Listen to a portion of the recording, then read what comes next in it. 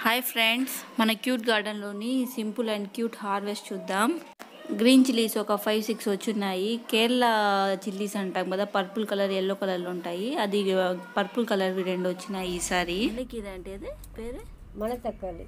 மணத்தக்காளி இந்த மாதிரி இருக்குது இல்லை, இது அதனால தான் இதுக்கு மணித்தக்காளின்னு பேர். இது பாருங்க, இது அப்படியே பஞ்ச் ஆகிடுங்க. பர்பிளாக வரும் அது கலர், இந்த மிளகாய் கலரில் வரும்.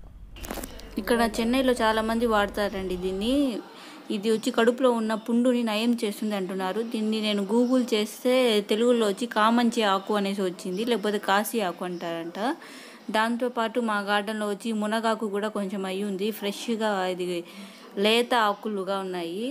అదే నేను చెప్పినా కదండి, ఇది వచ్చి కామంచి ఆకు అనేసి. ఇట్లా కాయలు ఇట్లా పువ్వుగా ఉంటుంది. నీకు చిన్న చిన్న పండ్లు లాగా ఉన్నాయి. అవి వచ్చి పండిపోతే పర్పుల్ కలర్లో లేకపోతే బ్లాక్ కలర్ లాగా అట్లా అనిపిస్తూ ఉన్నాయి అవి. దీంతో పాటు మా గార్డెన్లో మింట్ తులసి కూడా ఉందండి. అది ఎలా ఉంటుందంటే, ఒక లీఫ్ కానీ మీరు నోట్లో వేసుకుంటే అది మెంతోస్ తింటే ఆ ఫ్రెష్నెస్ ఉంటుంది కదండి, అట్లా ఉంది అది. దాని తర్వాత వచ్చి గోంగూర అండి.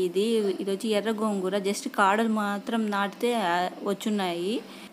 ఈ చిల్లీస్ కూడా గ్రీన్ చిల్లీస్ లాగే స్పైసీగా ఉన్నాయండి. సేమ్ స్పైసీనే, కానీ కలర్ మాత్రం డిఫరెంట్గా ఉంది. ఈరోజు మా గార్డెన్లో గ్రీన్ చిల్లీస్, గోంగూర, మింట్ లీఫ్, కామంచి ఆకు, మునగాకు అయ్యి ఉన్నాయండి.